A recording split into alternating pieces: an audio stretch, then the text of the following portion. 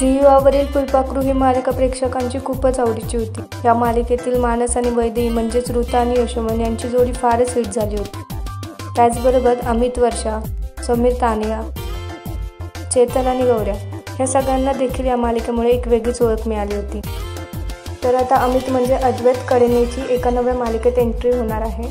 या मालिकेचं नाव नवरी मिळे हिटलरला असं आहे। अद्वैतने पोस्ट शेअर करत ही बातमी प्रेक्षकांना दिली।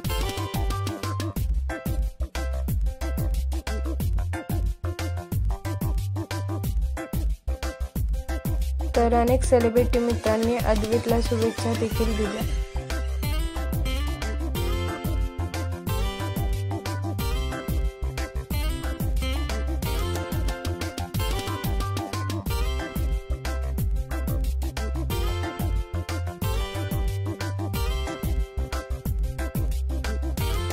तुम्हाला अद्वैतला या नव्या मालिकेमध्ये पाहायला आवडेल का हे आम्हाला कमेंटमध्ये नक्की सांगा।